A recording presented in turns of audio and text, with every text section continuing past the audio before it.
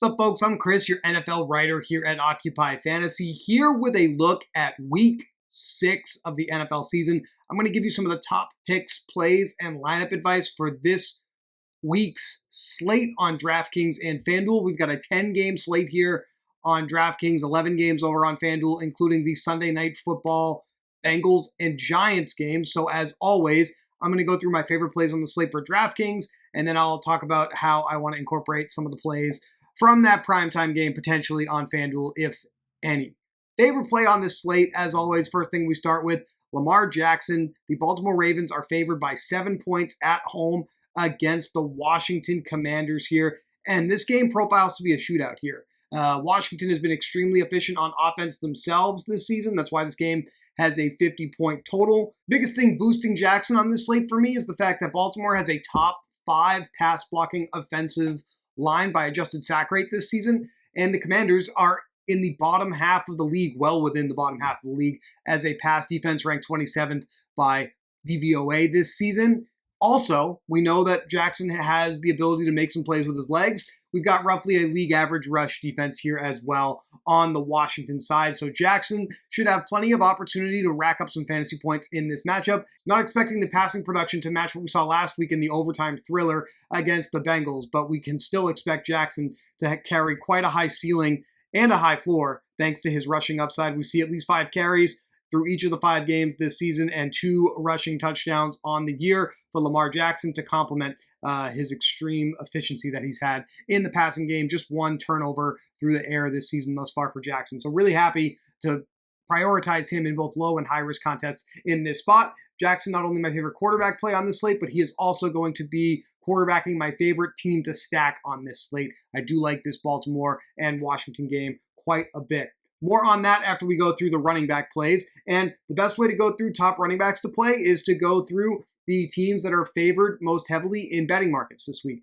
The Ravens are favored by 7 points. They're the second biggest favorite on this slate. The biggest favorite on this slate is favored by 9.5 points, and that is the Philadelphia Eagles in their matchup at home off of their bye with the Cleveland Browns, the lowly Cleveland Browns, who are running the least efficient offense in the National Football League. That spells disaster for their defense trying to stop Saquon Barkley this week.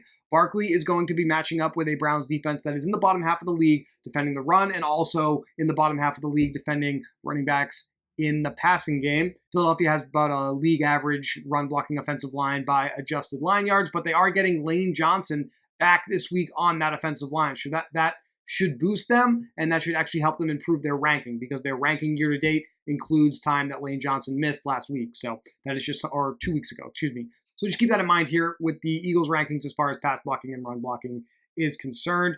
Barkley, really the only running back of note here in the Eagles offense. Actually, profiling is more of a high-risk play. He is not amongst the top projected ownership plays at running back this week. More on that in a second. Going back to Baltimore, obviously, if we're interested in Jackson for the matchup, then yes, Derrick Henry for the matchup as well. Matchup-proof running back here with at least 1 rushing touchdown in every single game on the season. He's having a monster season, and that could continue here against Washington in their poor defense overall. A little bit better against the run than against the pass, but again, this is King Henry here. So more of a high-risk play as well outside of the top 5 highest projected owned running backs on this slate. Another spot, we have the Houston Texans going on the road to face the New England Patriots. The Patriots finally choosing to make Drake May the starter here this week, so he'll be making his debut under center, but it's a rookie quarterback making his first start, and sometimes that can be a messy game for an offense, and that can lead to inefficiency, that can lead to the opponent really controlling time of possession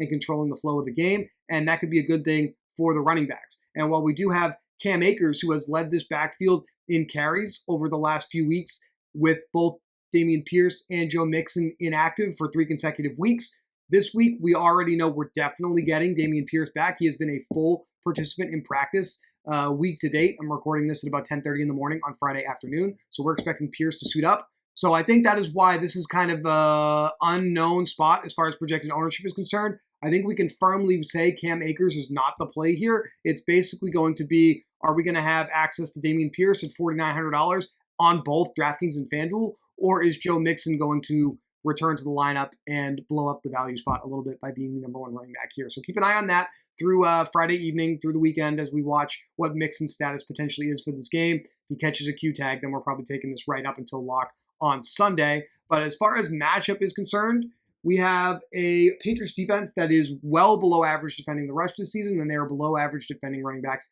in the passing game. Dameon Pierce was the lead back here for a couple of years, so we know that he can carry the load, and he will probably immediately go ahead of Cam Akers on the depth chart if he is in fact active and Joe Mixon is inactive. So like this is a high-risk play against the Patriots if we get it, but like I said, watch the injury here going into Sunday. Green Bay, favored by 5.5 points at home against the Arizona Cardinals.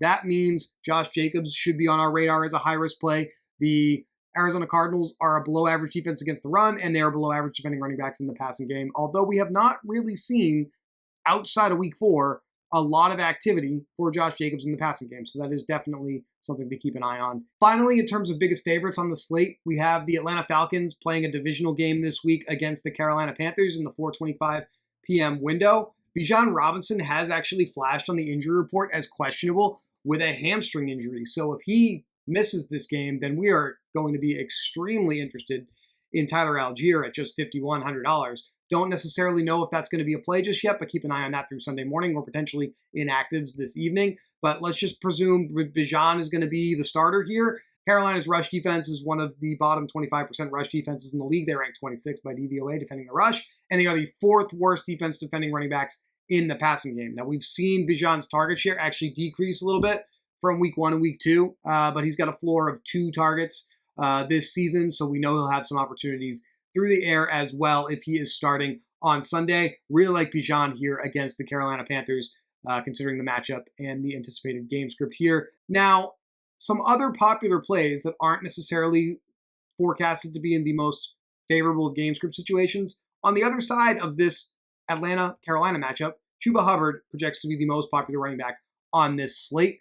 We're projecting about 27 to 30% ownership on DraftKings and FanDuel, largely because of his role with Andy Dalton under center. I understand Week 5 was probably the worst game of the Andy Dalton Panthers era, but Hubbard still managed to get nearly 100 yards on the ground, got a rushing touchdown, still had 4 targets in the passing game and a negative game script, so relatively safe play here. And we are still, I think, not expecting Jonathan Brooks to return. So we have an opportunity with Hubbard. Carolina actually has the second best run blocking offensive line by adjusted line yards. That's really good news for Chuba Hubbard. And he's facing a Falcons rush defense that is below average as well. So there's a good confluence of factors there that is also going to help Hubbard and probably playing a large role in inflating his ownership here on this slate. So I think we need Chuba Hubbard in low-risk lineups on DraftKings and FanDuel as a result. The second most popular play at running back in our model, favored by 3 points at home against the Indianapolis Colts, Tony Pollard of the Tennessee Titans. We saw him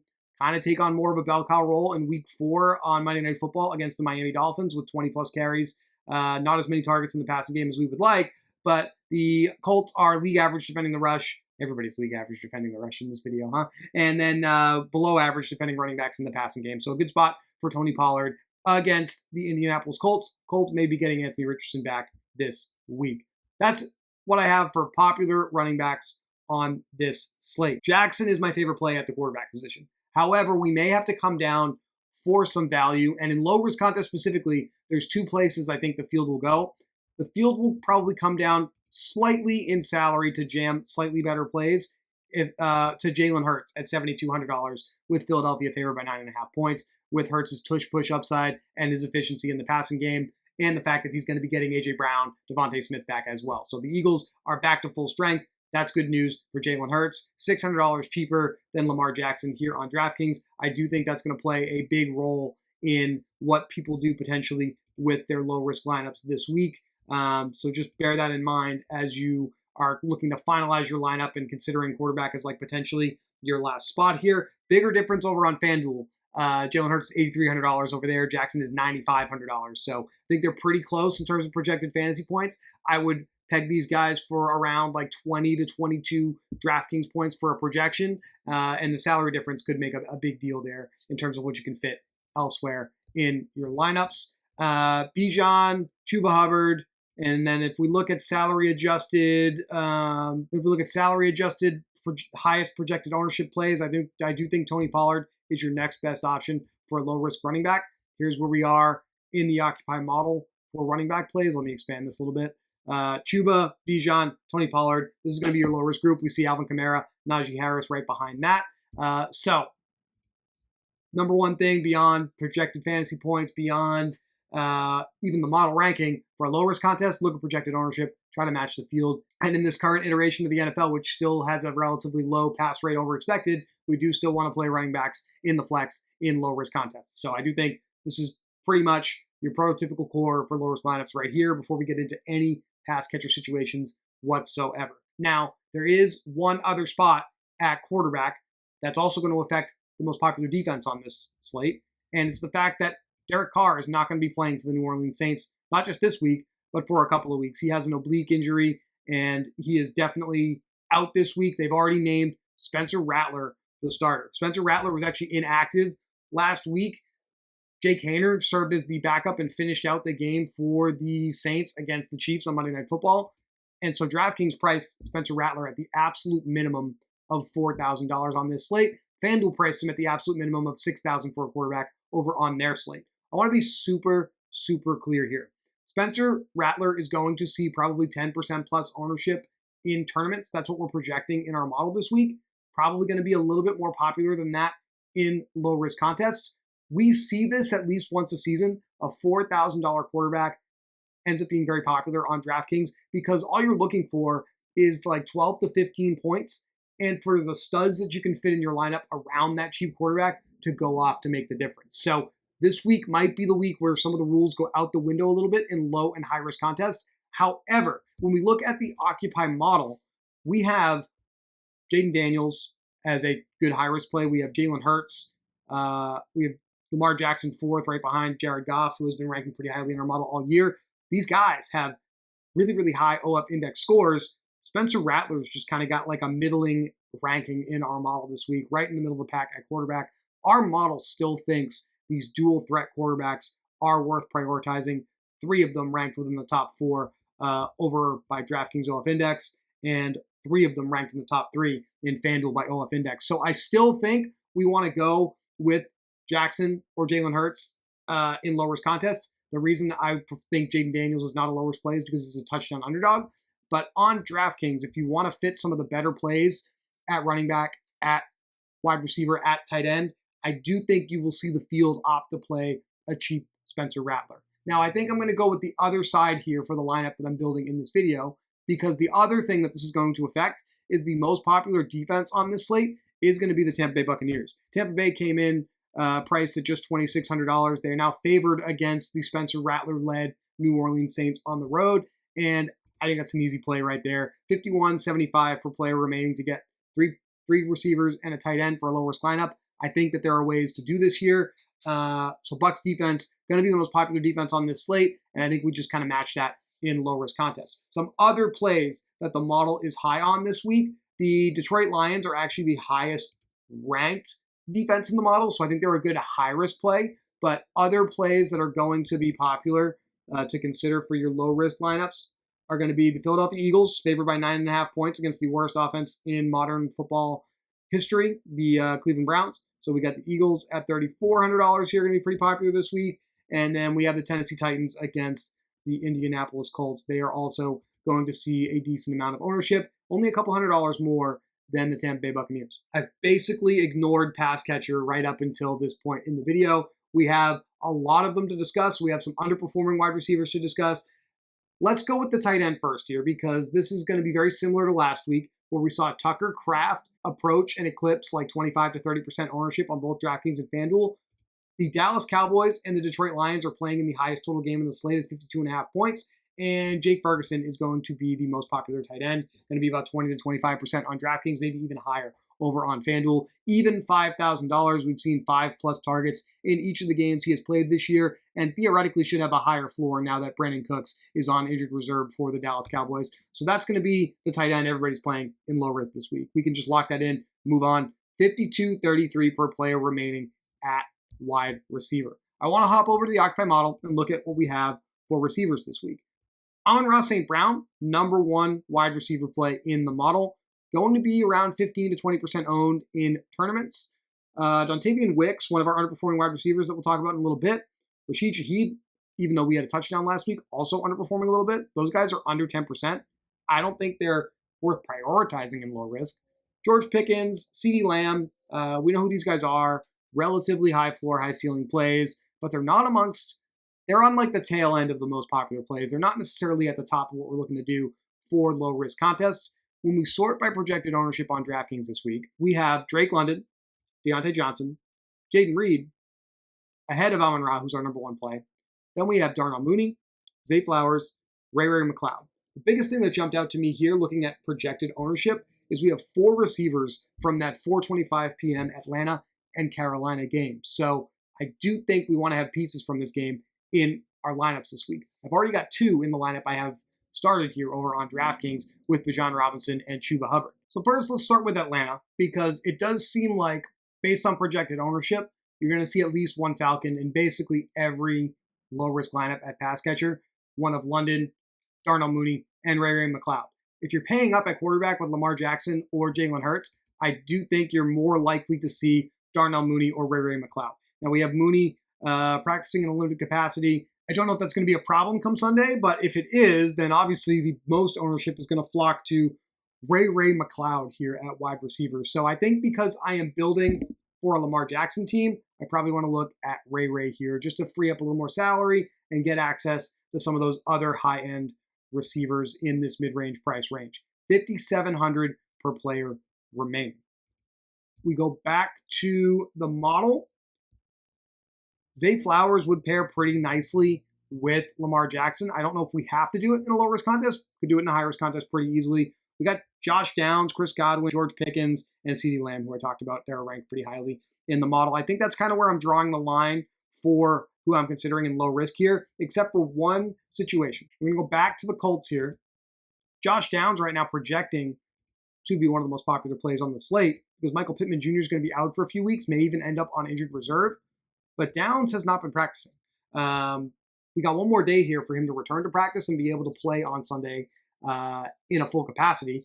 If Downs misses this game, which to be clear, at this time we don't know that, this is kind of an if-then situation, then we're going to be looking at some of these really interesting, completely free, so to speak, Indianapolis wide receivers. Alec Pierce with his huge high ADOT, high ceiling role, obviously going to become far more intriguing at just $5,400.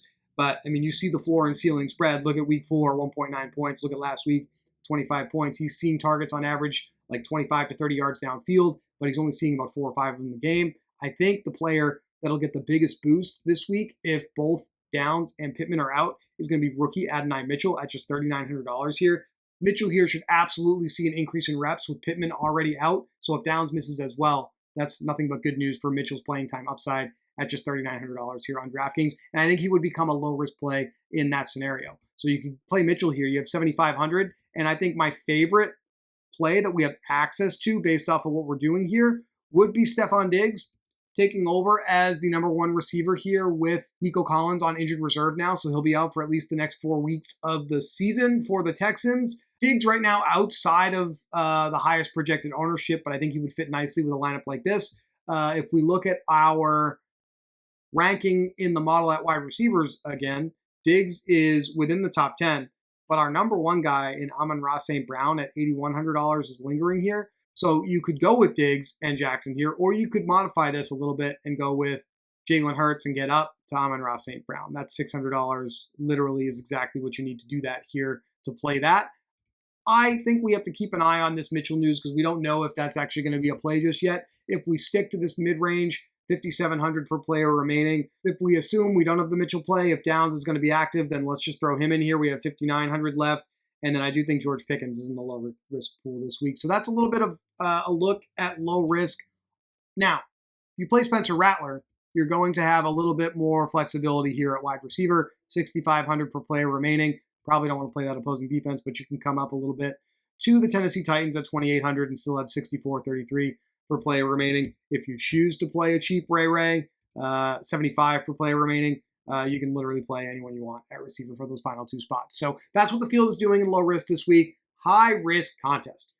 With the field being all over Atlanta and Carolina, I think that gives us a pretty clear opportunity to play literally anything else in the high-risk contest. And at least for me, I don't have Atlanta and Carolina in my top 3 games to stack this week. I have Baltimore and Washington, I have Dallas and Detroit, and I have Tampa Bay and New Orleans with Spencer Rattler's side included there. So going back to where we started, which is a Lamar Jackson build, I think I actually am okay with coming off of 30% owned Jake Ferguson here. And my favorite tight end to play in high-risk contests with a Lamar Jackson stack is actually going to be Zach Ertz on the other side of the matchup with the Washington Commanders. If there was such a thing as an underperforming tight end, he would be on the list after his 2-reception, 10-yard game on 8 targets last week. Had an opportunity for a big play, wasn't able to reel it in last week. Maybe we see that swing the other way here in a game where Washington and Jaden Daniels are chasing points. We can get to Lamar's number 1 receiver pretty easily in Zay Flowers here. 6,000 per receiver remaining. This is a pretty easy 2-1 here over on DraftKings to play with this game. Dallas and Detroit, I do think worth discussing. We already have Jake Ferguson as the most popular tight end play. We can get Dak with Ferguson. We could find our way up to CeeDee Lamb. On the Detroit side, yes, we love Amon-Ra St. Brown at receiver. Not a lot of love on this slate as far as projected ownership for Gibbs and Montgomery. The Lions have the number 1 run-blocking offensive line by adjusted line yards. The Cowboys have the 2nd worst rush defense on the season thus far, and they are well below average defending running backs. In fact, I think they're the worst team in the league defending running backs in the passing game on the season as well. They are. They're 32nd in the NFL defending running backs by DVOA in the passing game. So Gibbs and Montgomery both very playable here. Montgomery actually seeing slightly more opportunities. And if we look at our projected ownership for these guys this week, I think this is going to be another great high-risk way to play this slate. Montgomery or Gibbs at running back. Can play Montgomery over Bijan in the same salary tier.